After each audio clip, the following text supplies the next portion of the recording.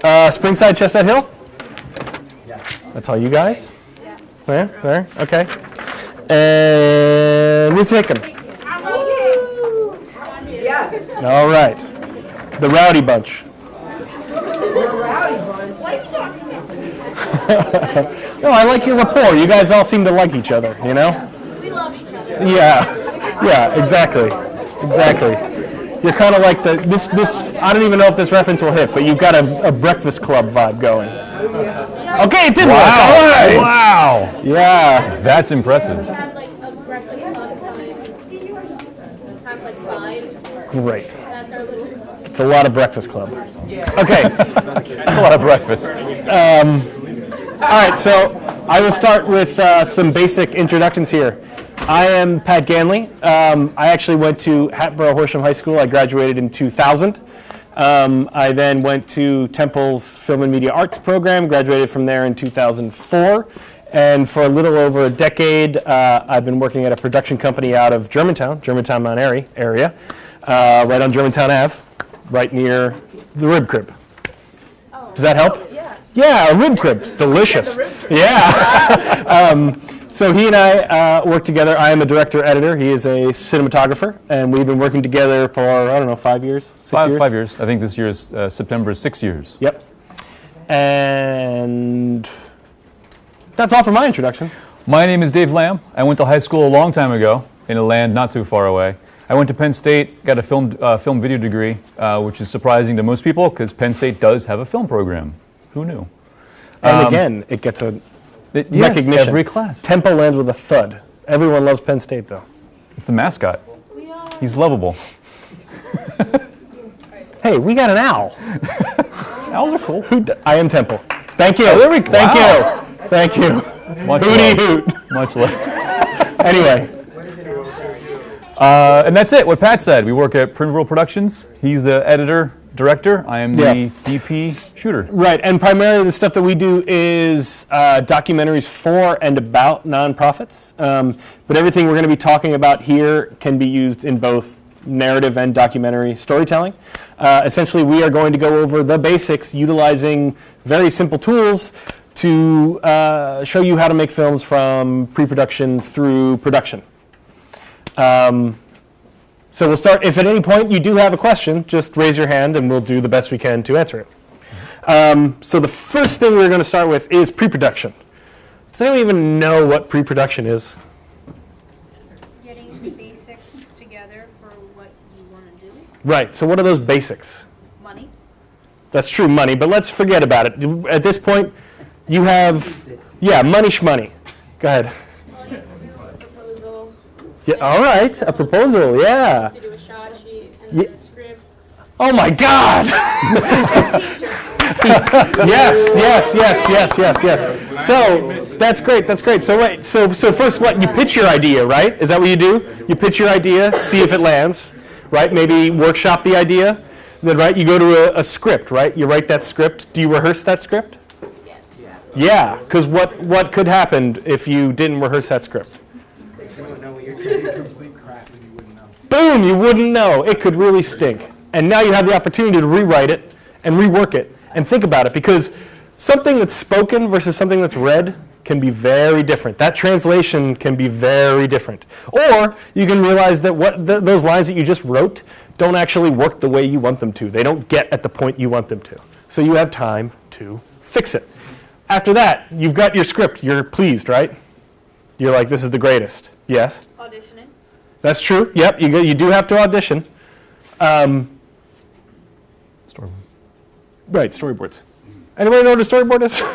Yeah.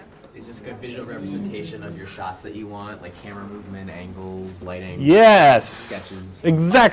Exactly. Now, a lot of you may be thinking like, I hate to draw. I'm a terrible artist. I don't want to do that. But guess what? Martin Scorsese was a terrible artist, but he still made storyboards for everything. These are the storyboards for Taxi Driver. This is what he used to translate to his crew that these are the images that he wants to capture. So it doesn't really matter how great of an artist you are. It matters that you get it down on paper so that you can figure out your ideas and express them to your crew and to your actors. And because also, paper's cheap. You can make mistakes a lot easier here than when you're out on the day shooting and you realize this scene is a disaster and there's just a bunch of people staring at me and I'm not sure how to fix it. You can fix things on paper a lot easier. So that's that. So plan. That covers pre-production. Yeah, So there you yeah, plan and then expect that plan to fail and then make another plan and expect that one Plan. to maybe fail again. Replan, pre-plan, replan your pre-plan. Yeah. That doesn't make sense. I just made that up. So the So next that thing. covers pre-production. Any questions on pre-production? Yep. Okay, so if I'm making a storyboard and I'm really terrible at drawing, like I only draw stick figures. Fine. That's okay. Remember, it's not just about drawing. You can utilize arrows like, look, this arrow here, we start in this wide shot, the camera pushes in, lands on a close-up. Even explaining that with your very rudimentary stick figures and arrows will get the idea across. It's all about just communicating the idea you have in your head to the rest of the crew and the people that actually need to execute it. That's all you got to do. How much is needed for storyboards perspective-wise? Because I'm thinking of different like high-angle, low-angle shots. And I'm like, I can't do perspective. I just realized. Yeah, That's stick okay. figures. Again, Write it in it's notes. The camera is high, camera is low. Yep. Yeah, just keep it Notes as simple help. as you need to. Let's help. Go ahead. Yeah, you. So I really don't like storyboarding. Is there Okay, an alternative? fine, sure. Like some other form of medium that I could. A shot list. So essentially, what all that is a sort of bulleted outline list wherein you're explaining shot 1, wide shot, camera pushes in towards face. Shot 2, 2-shot, medium, camera pulls out. Shot 3, over the shoulder, framed left, things like that. Just being very descriptive in a list, and then once you have that together, breaking it down on your script, so sort of highlighting the sections where this shot's supposed to happen, where this shot's supposed to happen, and connecting it to your outline, that can be very helpful. And for the super lazy, use one of these. Just take pictures. Take pictures of like what the shot might look like, how many people are in it, are they interacting? Take photos. Yeah, Make an album. yeah. And that's your shot list. Yeah, Oh. that's your shot list. Literally, it's a shot list. Cool. A list of shots that you're going to take, moving pictures later Yeah. on. There- Talkies. and there are some apps for that, free Yeah, apps there's and all money kinds of apps, production apps you but can there are find. some apps you can use to sort of Yeah. utilize that for the people who hate drawing, If you can get into your location and scout it and essentially like pre-shoot it and come up with a lighting setup, you are way ahead of the game.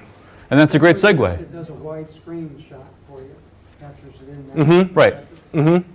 Yeah, in fact, there's, what is that one app? You were using it for a while there. You could change lenses on it. And You would could tell it what camera it was. You could, And yeah. It would alter the cell phone camera to like what that field of view would be. Yeah, based so on it what would lens do you're its going to use. best to sort of fit to that crop factor. Right. But that being said, one of the big themes I always try and teach is that all this technology is available to us. It doesn't mean anything if you can't tell a story or have nothing to say.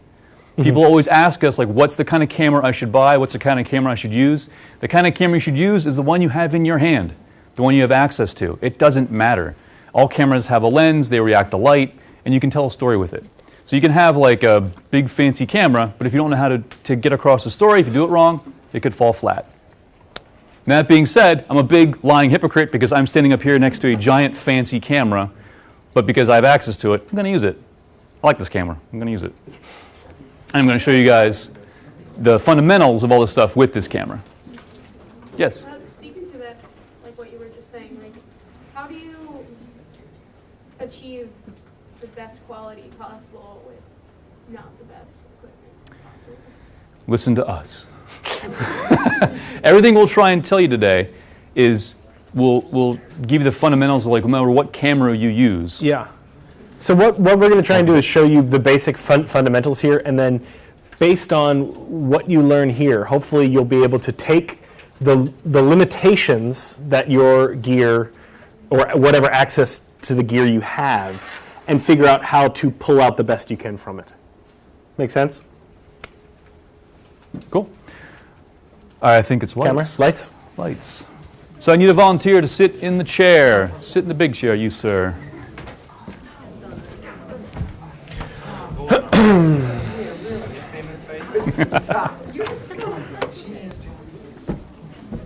I'm the prettiest one there.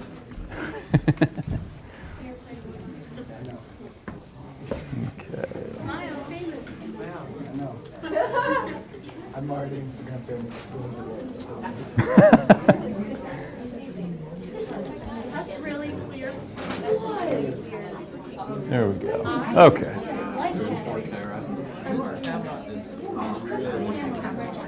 Okay, so the first thing we'll do is where to put your camera. So the first thing we'll do is camera angles, camera height, things like that. I always like to put my camera at a baseline, usually at the eye height of my subject. It's the levels the playing field, and it's a great way to start. So this is great for an interview. This is great for a scripted conversation. Doesn't matter. But here's what happens, and this is what I mean about it doesn't matter what camera it is. Here's what happens when you move the camera around. Whoops. You break your tripod. That's what happens. Thank you, sir. It didn't break.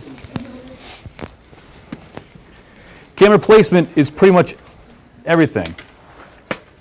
So let's say I put my camera way up too high. What happens is I'm now looking down. And it's subtle, you can't quite tell right now, but what happens is you diminutize your subject. This person should not be listened to. This person is in trouble, is scared, things like that. You could even amplify this with going wide. I'm all alone in the universe. Look sad. There we go. But you see how looking down, you're literally looking down on someone. Now, let's do the opposite.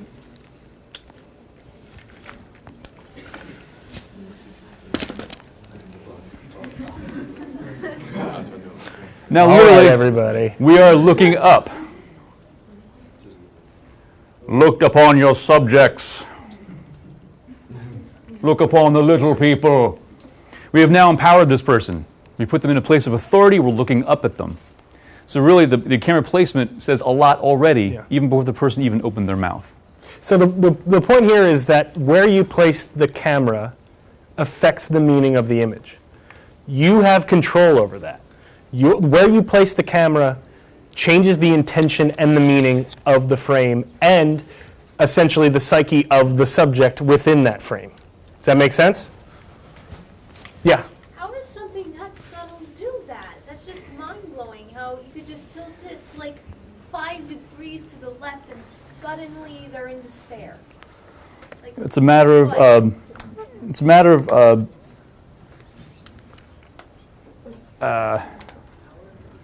what is that? It's after lunch. I'm a little sleepy. Well, it's part of it is that we have developed a visual language for many years. body language or sort? No, not a body language. I just really mean a visual language from, photographs to television. And the fact is that the way that these things are depicted wind up developing meanings. Like, for example, when the camera's low and looking up at someone, when someone is, look at like right here, these people up who sit on this barrister's stage right here are important. Why? They're higher. These are things we've been taught like for centuries, taught to know that someone like up on a podium, you pay attention to them, you look up at them, and they look down on you. Yeah, it's kind of cool to increase intensity. You can get like a Dutch angle in there. Like We had the Dutch angle on our list, indeed. Yes, we were. Yeah, right. So what does that convey? There you go. That is, and also let's remember too, these things are, which is what's so amazing about it. Technically, this stuff is endlessly interpretable. You could view that image as crazy powerful, whereas maybe because of the music that we've added and because of the previous shot, he could be sad and lost. All these things can be changed via everything else around it. Yes, Sam Raimi, sure. He So loves that's the Dutch camera position. Angle. So wide versus telephoto. What happens here is you create a level of flatness, symmetry, maybe lowness. A lot of these things are subjective, Yeah. but think of a Wes Anderson movie. He has these wide, symmetrical shots. to create order out of the chaos of the characters. Or even Stanley Kubrick, very wide shots. It's all about sort of the people within a physical space, right? We are paying as much attention to him as we are that light which is in focus and this stare that's in focus, right? Because suddenly now they have a relationship within the frame. Right. So this is a Wes Anderson shot. Let's go to another family favorite. Let's go to Steven Spielberg. Whenever Steven Spielberg wants us to care about someone, he goes right for the eyes. He goes close up. And so what did that do to our background? Blurred it. Right? And suddenly his relationship to the background has changed drastically, right? He doesn't suddenly feel so a part of it. He feels sort of separate from it. And we care more about what's going on here than we do back here. So where were we? Does that make sense? Is that, yeah? What if you change the focus? Like, that'd be interesting if you change the focus and everything in the background was more important. Right. When would that kind of shot be used? When, You could do that. I mean, that's often something that we'll utilize in sort of B-roll and stuff. You can get a little more artsy, fartsy sort of thing, you know. But in an interview setup like this, in theory, if this was sort of just like an interview setup, it would just kind of look bad if the background was in focus and he was out. What's your thoughts on anamorphic versus 185, like preference-wise? Right. You're talking about basic 16:9 and 235. Both are great. Both achieve different images. An actual 235 and not just letterboxing a 16:9 is very different. You know, an actual 235 will give you a really lovely wide image. And that's great if that's what you think will help you tell your story correctly. But 16:9 is just as awesome, just as awesome. I mean, we barely had 16:9 options up until when we were doing. I mean, yeah, it's true. All of our stuff had to be shot in 4:3, and or letterboxed 4:3 to achieve a fake 16:9. Yeah. But that was back in the high 8 VHS days. Right. And even the mini DV days. True. Up until like the DVX. Oof. Anyway. So you guys have learned about the rule of thirds? no. Yeah. Basic framing? Okay. All right. Somebody, what's the rule of thirds? Two in the middle. Go ahead. Me? Yeah. You like frame the shot where each part of the screen is a third. Correct. Right. Good. And where do you put your subject? In the far right or the far left. Anywhere but the Where their eyes are looking. Nice. Yeah. Right. Exactly. Precisely. Now That what this- leads to. Right. That leads to what this is called is leading. Now, usually, typically, us in the Western world, we read from right to left. So right now, if he is looking in this direction, I want to give lots and lots of dead space because we feel comfortable with this. Typically, we see what's coming, literally, from this direction. A classic trick in a horror movie or any kind of high tense environment. All right, high tension, so we're going to go close up. I now removed all the leading. This is a trick that's used in horror movies all the time. The person's walking down a hallway, before that big music hit, maybe a big music crash, the monster jumps out or doesn't jump out. I removed all the leading from this side because I don't know what's coming. I literally can't see what's coming. I have all this space back here, but I've removed his leading. And this can work both ways too. If he was facing the opposite direction and I want to create a tension, I would just put the frame right against his nose there.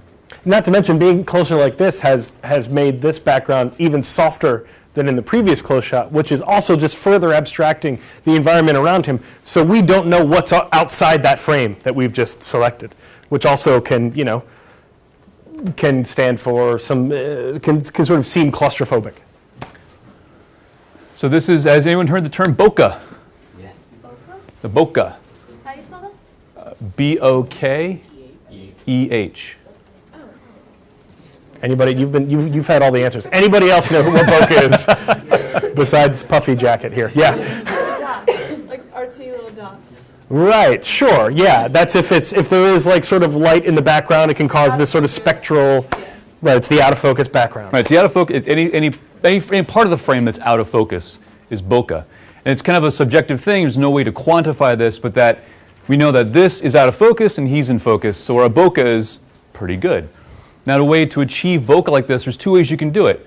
You can zoom in on your go close on your telephoto lens. You can zoom in, and typically the lens will crush all the backgrounds. But watch what happens when I go wide. All that snapped into focus. So I've lost the bokeh. And with the flag, the light, and that map, it actually is starting to look like a Wes Anderson movie. I feel the angst already. But so what we're really talking about here, this idea of bokeh, what you're achieving is bokeh, is this idea of depth of field. Does anybody know what we mean when we say depth of field? Guy in the front. It's the spacing between the subject and what's out of focus, or like it's levels of visual, I guess.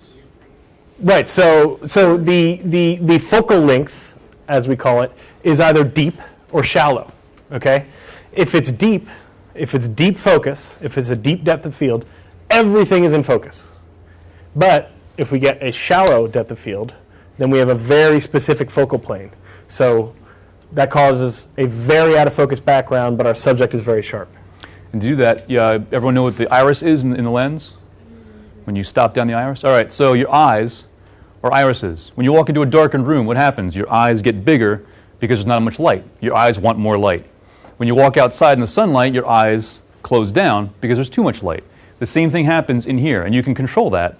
Many lenses, or many cameras, you're able to control that. You can open it up or close it down manually. So what I'm doing now is I'm basically, the iris on this lens is wide open. And when you have the iris wide open, something magical happens. It's called circles of confusion. There's all kinds of complex mathematics involved. I don't even know what they are. But this is what happens, is your background elements go out of focus. Now watch what happens. The only catch is, as I close the iris, I'm going to lose light. But watch what happens to that edge of that banister back there. You can see the screen, right? Yeah. Okay, good. So I'm going to close it down so it's getting darker. But watch what happens to that background element there. It's more in focus. It's actually quite sharp. Now as I open the iris again, it's going to go out of focus. I'm not touching the focus ring. He's still in focus. But the difference in focus between the background and the foreground, so literally what's happening, your depth of field, like right now my depth of field, if you imagine like a cone projecting from the lens, my depth of field is right here. Only this amount of space is in focus. When I close that iris down, that depth of field got bigger and bigger to almost reach back here. Yeah, because you can even see if I move my hand towards, oh, okay. Don't hit your head. So we're in focus, right? Now we're out. Like it really is a few inches of where he can actually stay in focus. What was next? Oh, that was well, and so the point is, to achieve that, it has to do with your light level, the depth of field, okay? The higher the aperture number, right, the more light you will be required, and the deeper your depth of field. So, Citizen Kane. To make another ancient movie reference, who's seen Citizen Kane? Anybody seen Citizen Kane? Okay, so cinematographer Greg Toland took a deep focus approach, which meant that he always wanted to shoot in very high f-stops, which would allow him to have a very deep depth of field so that everything was always in focus. That means he had to light the crap out of everything. There were lights everywhere. Otherwise, if you sort of, often if you like go with a camera in an available light situation like this, you're probably going to have to open the aperture up.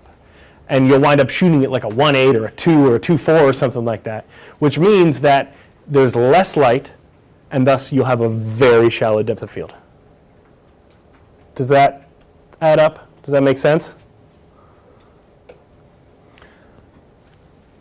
And going back to the original planning, so taking notes and planning stuff doesn't just happen in pre-production. You should be taking notes the entire time.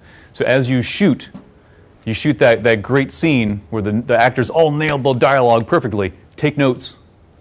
Take note, use the time code numbers that are on the camera and take a note for afterwards to make sure you know what makes your post-process easier when you're going to go through all this footage. Take notes. Take camera notes. When you shoot, we had someone from last class who shot something. He found he had inconsistencies because he shot one thing a month ago, came back and shot something else, and it looked different. And I said, well, was your camera at the same height? I don't know. Take notes. Your camera was so high off the ground. That way, when you come back and shoot again, you'll have a consistent look, and you'll have a better time in when you do your edits. Yeah. And also, and this just goes back to, again, with editing, you got to vary your shots. Don't shoot everything in a wide. Right. Shoot a wide, shoot a medium, shoot a close-up, shoot inserts, shoot over the shoulders. What that does is allow you to control the pace and tone of your film. And that's an important thing, because all of this is all about utilizing this stuff to manipulate the audience to get them to look and follow your story. Basically. It's all about manipulation. That's all this is. It's all lies. Comforting lies. Comforting lies. Okay. All right, light. I think we're into light. Yep. All right, so there is a standard lighting setup. It's called a three-point light setup. You get what's called a key light, a fill light, and a rim light. Your key light is something like this. Usually the key light is your brightest light. It motivates where the light source comes from. So maybe in a wider shot we saw there was a chandelier hanging here, or there was a campfire, or there was a lamp. This light simulates the light coming from that lamp. And right now you can see, oop, a little wider. We're still too Spielberg.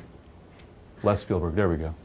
So you can see the light on his face, nice good shape. You can see the whole face, but we've got this dark edge over here, which is fine. I don't mind this look, it looks pretty good. But look what happens when we bring in a fill light.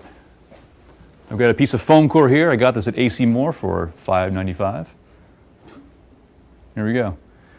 So I was able to fill in that one side. Not so dark now, a little less moody. So yeah, it's all about this shadow on the face. Pull it out all the way. There we go. Disappeared.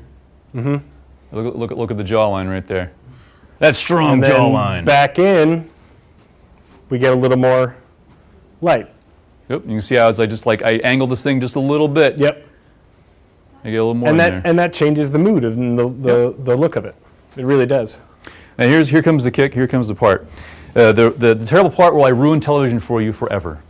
This is the thing you will see everywhere you go. Every TV show, almost every TV show you watch, every scripted thing you will see, you will have, watch your eyes, a rim light. And what this does, helps separate your subject from the background. So you can see before and after. There's not a whole lot of difference between here and here. But once I do this, I have now snapped your attention to the subject we got here. And I'm going to bring in the fill light. And that's a pretty standard. And this is a classic three-point lighting. This is like used in everything and all the time. Basically, every light setup almost starts here, and then you can manipulate and change it to get whatever look you'd like. Yep. What are the names of the three lights again? So we've got a key light, a fill light, which doesn't have to be a bounce, by the way. This could be another light. All I'm really doing is I got two lights to work with. I got a IKEA desk lamp. I've got a IKEA lantern right there. Thank you. No problem. But you don't have to use all three of these. So watch what happens when we're going to get rid of our key light. He's now a witness protection program and is living in Omaha, Nebraska under the assumed name of Leroy Friedman. But let's bring our key light a little around here. Let's do this. So now it is daybreak. He is sitting by a picture window enjoying his breakfast. Dawn is approaching. Get a little more fill in there.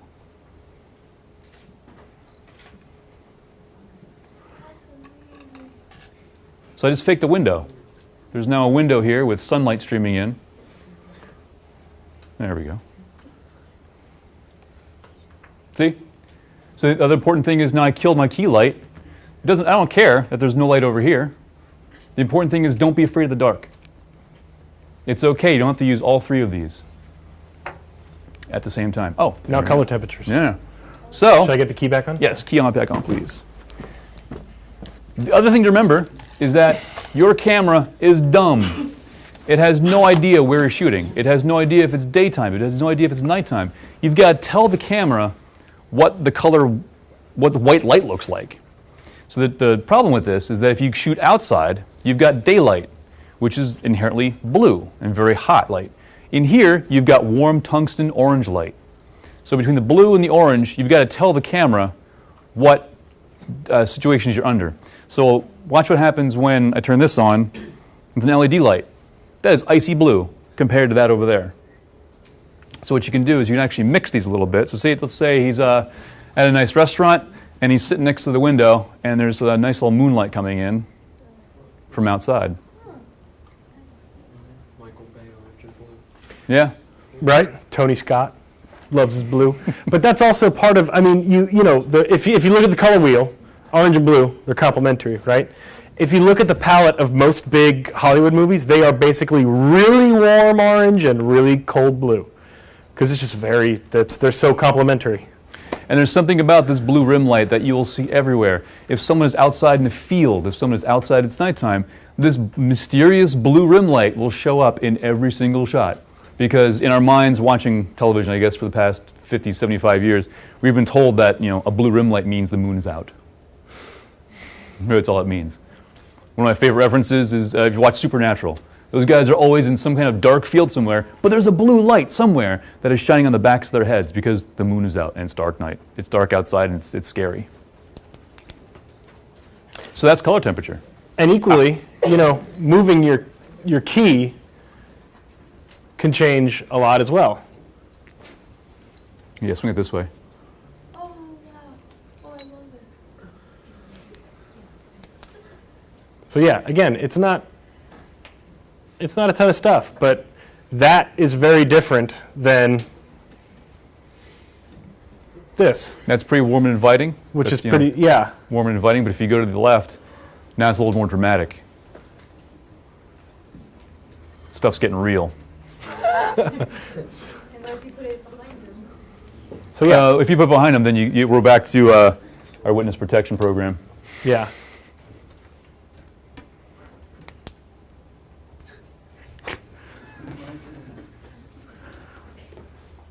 And you see how close I can get this board too. I mean, it's right there, but it's not in the shot yet. But there it is.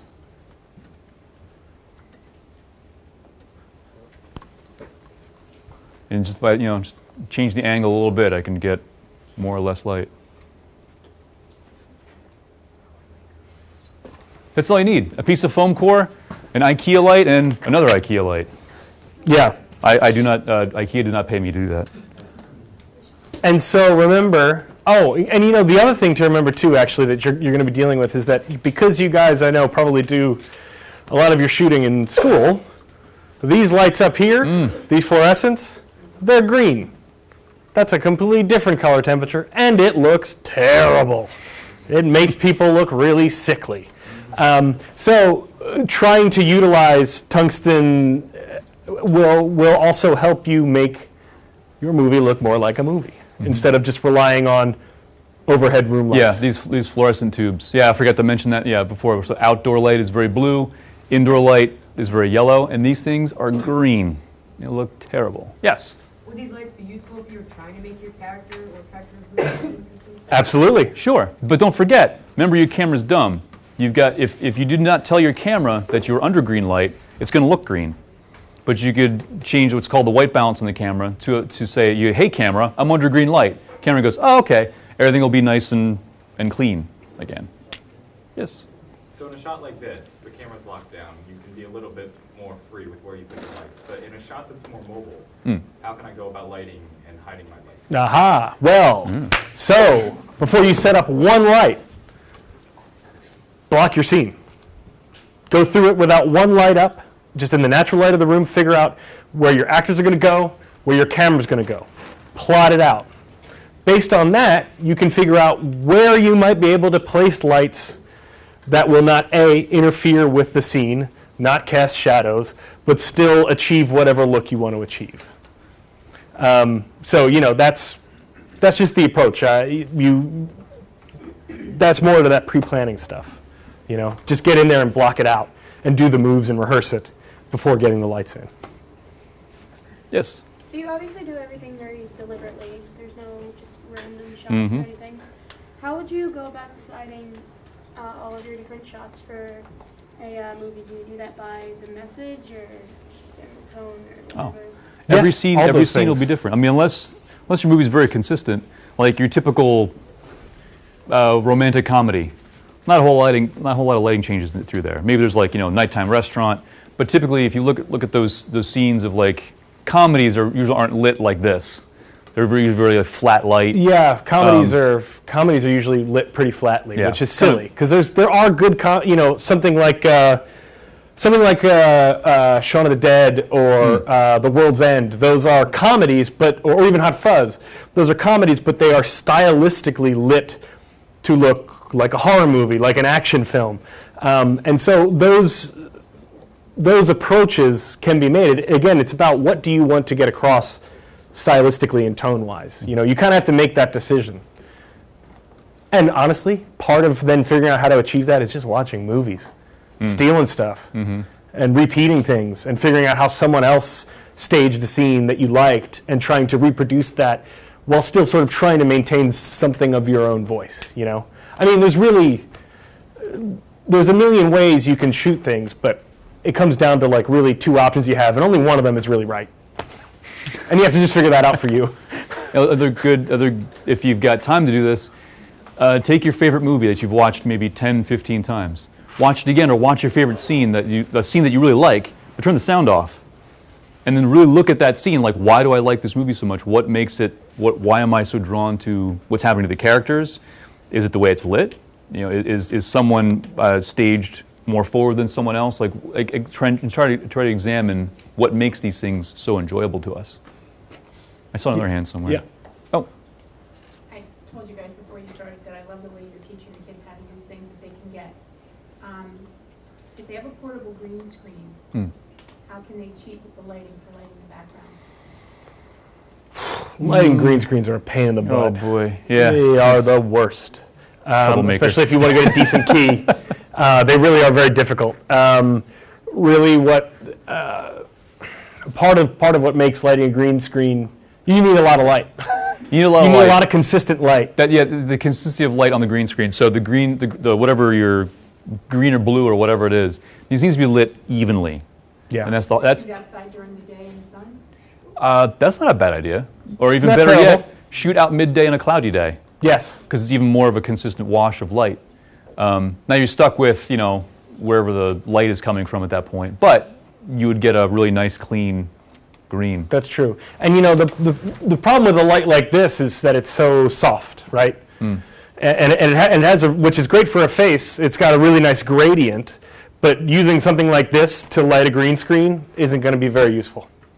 Because what happens is, like a light like this specifically, it's a point of light, so you're going to get like a big gradient on your green screen. So when you take that green screen into your edit software, you're going to have this like hard green, and then it's going to gradiate out into this like muddy green. Yeah. So it's like light needs to come from all sides kind of evenly. Because what it's all about is getting that green consistently lit so that you can then, in post, the key will be smart enough to just remove that color green. And if that color green isn't consistent, it's not going to remove it well. And make your job a whole lot And then it's harder. going to be a nightmare. Yeah. You don't have to, you fix it by adding several layers of key. Yes. And then Yeah. your character will then begin to disappear. Exactly. Yep. Yeah. It's, Or you can go in frame by frame and keyframe it out for Yeah. hours on end. you act we like have you've to done do this sometimes. before, Pat. Yeah. Yeah. Yes. Yes. Let's say my window has a shade on it. Mm-hmm. And it's one of those ones that's horizontal bars. The Venetian blinds. Yeah. Blinds. You want to get noir-y? Mercedes. Yeah, I want to get noir. You know, I guess I'll get a bit sad too. You know. Yeah. Sure. Sure. So in my kit, in my professional kit, I have a flag kit that has like a big black flag, a big silk, and all kinds of nets. I actually have Venetian blinds. Literally just a pair of Venetian blinds that, like the bar up at the top and like it's the thing. And I attach it to, other than this, ignore this professional piece of equipment. This is not here right now. But I had to bring this to hang a China ball from something. But literally I hang those Venetian blinds from this post. And I bring them down and I like move the Venetian blinds and I shine a line through them. Yeah. And really all you need, even if you don't want to go out and buy a pair of Venetian blinds, what are they but slats? It's slats in front of a light.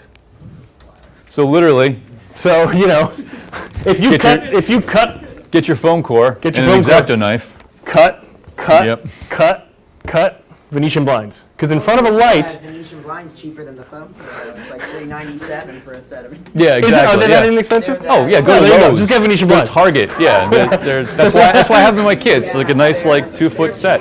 Yeah. And how would you go about like sort of reflecting fire? Oh, there we go. There we Fire. go. Can you repeat that? How would you go out getting a sort of flickery fire effect? Here we go. This is the easiest one. Yeah, this is the easiest one. I thought you had a challenge for me. Come on. So we're sitting next to the fire.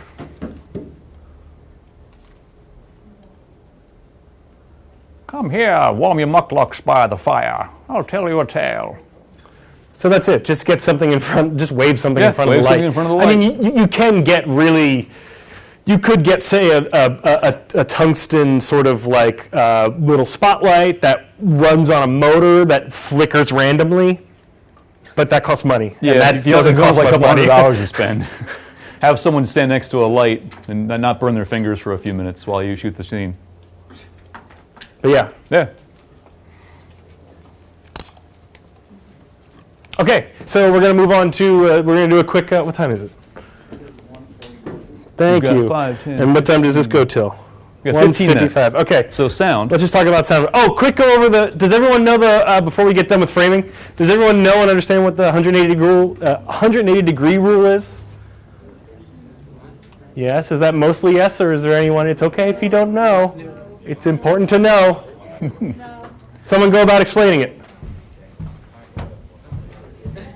Go ahead. Puffy jacket. It's like the relationship that you basically exhibit between two characters, and it's like even and proportionate. And if you break that, it becomes uncomfortable. Right. So the 180 degree rule basically is I Yeah, have set. there you go. That's good. That's Once a good I have set my reference. first shot here, I set my first shot. There's literally a 180 degrees that I may not have this camera cross.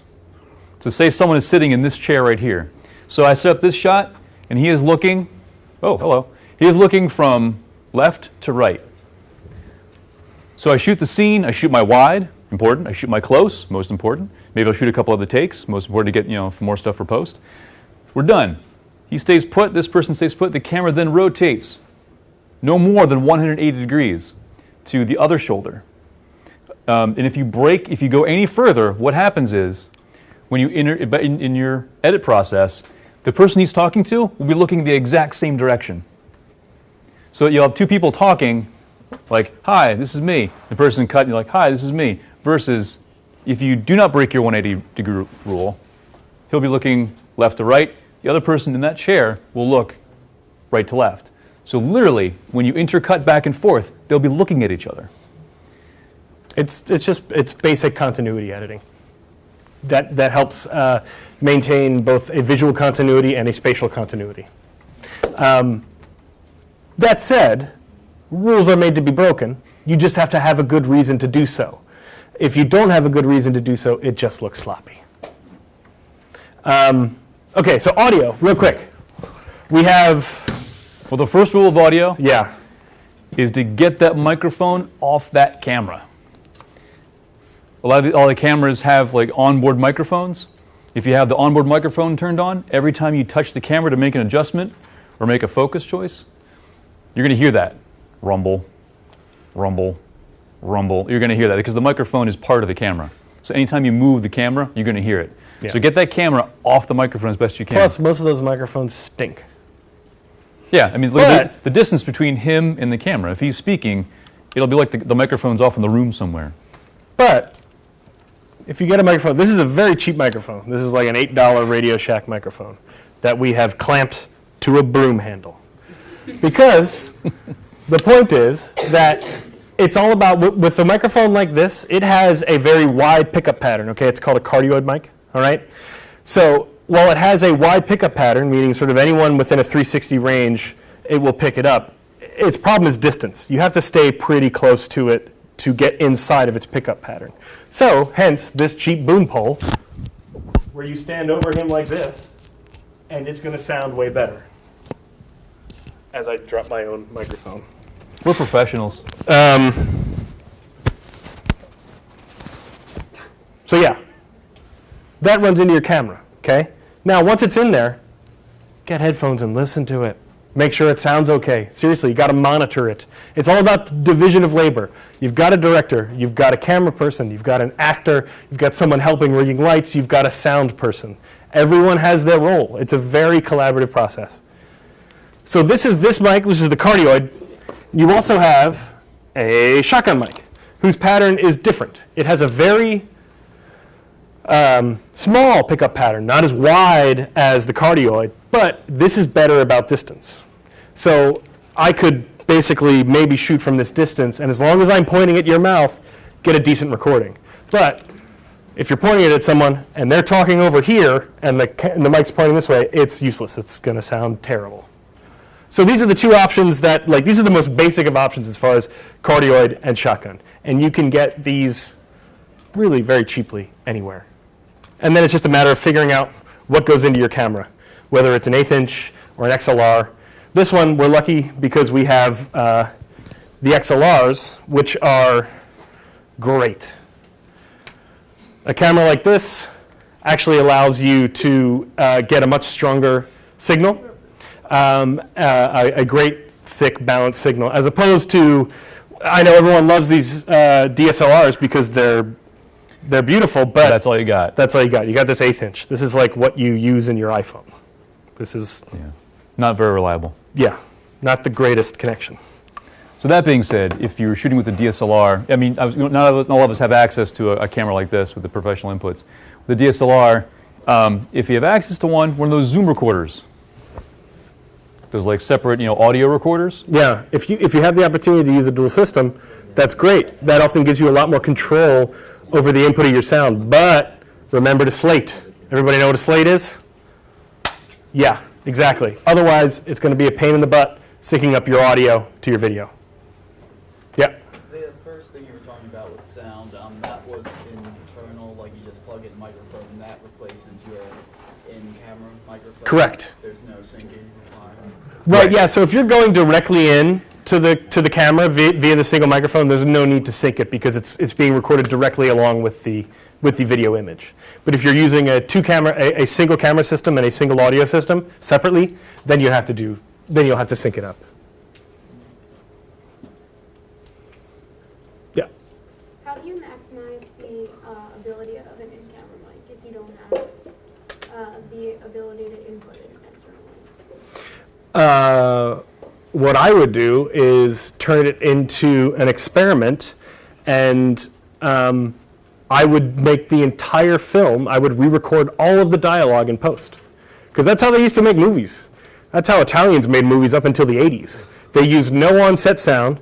They then afterwards, all the actors went back into the studio, watched the cut, re-recorded the dialogue, and tried to match it up as best they could. Oh, that's what El Mariachi did. Yeah, that's what El Mariachi did. He recorded it on a tape deck or something and sunk it up. So I would, again, use your limitations and have fun with it and try and experiment with it. It won't be easy, but it will be fun. And you'll learn a whole lot. And you will learn a whole lot because suddenly then now you're paying a lot of attention to the audio. And because you're using all this ADR, you should also be, thinking about the ambient sounds, sound effects, other things that are going on. Don't forget that stuff. That stuff is super important and only helps in creating the tone of what you want to make. Cool. Anything else? We're sort of in Q&A mode. So. Oh, I forgot to mention too. So we have a whole syllabus of the stuff we tried to cram in today, and the scant 45 minutes we had together. If you go to pwvideo.com/lesson. The lesson plan is right there. Everything we talked about on this piece of paper is right there. If you have the Wi-Fis, which I understand people have these days, you can look at it right now and follow along. But right now is question and answer. But yeah, so any questions? Any questions? Lighting outdoor shots without, lights? Without lights? Daytime or nighttime? Yes. Okay. So in the daytime, well, you can sit down if you want. Oh, okay. This is your friend. Oh, yeah. Things like this. Yep. This is exactly what you need. Something reflective. Because you're utilizing the sun while also trying to bounce it and use it like we did the fill here, except it's the sun. But what the sun does is, lights are on. The sun's like usually typically right up here and just casts like deep shadows in people's eye sockets. You want to get that bounce card and bounce that sun back in their face. Your actor's going to hate you because you just put two suns in their face and they have to act like this while squinting, while keeping their eyes open. But you get rid of all the harsh shadows. If you're outdoor, if you're outdoor on a cloudy day, cloudy days are wonderful. Cloudy days rule. You don't get a whole lot of sun, but the light is nice and flat, and you can supplement with other stuff if you want to. Just use like a lot of fill. Yeah, there you go. There's your fill right there. Also, your bounce. really, the best time to shoot is for about 45 minutes around sunrise and 45 minutes around sunset. It's great. It's a beautiful, consistent light. It's very hard to do because it happens for 45 minutes a day. Yeah. But if you're lucky and you have the opportunity to do that, like someone like Terrence Malick, who I shot like 90% of Days of Heaven waiting for the magic hour. So they shot like an eighth of a page a day. Someone in the previous class had a question, how do I shoot at night in a cornfield? There's no plugs, you can't plug stuff in.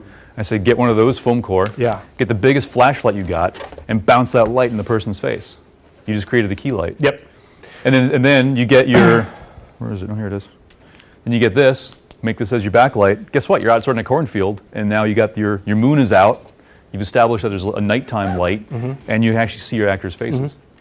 Not to mention, if you have access to any sort of big, sort of transparent canvas, and you have a way to fix it up above your scene, you can basically have the sun then act as a big, soft little thing like this. It's just a matter of finding a bunch of canvas that's kind of transparent and hanging it from something. Yeah, it's a big deal. Go ahead. What's your thought on Blackmagic? As a brand? As a piece of hardware, as a camera. Camera. Yeah, it's pretty. It's very pretty. It's very pretty.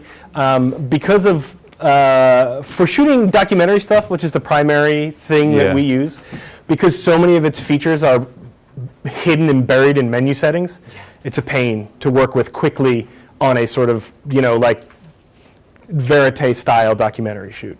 But if you're doing a lot of setup shots in a narrative setting, it's great. You got time to actually, manipulate your camera. Yeah. It's good. It's good. You had a question back there? Yes. What would do you use any in-camera settings? Like, I'm wondering, like, right now, is the exposure really high?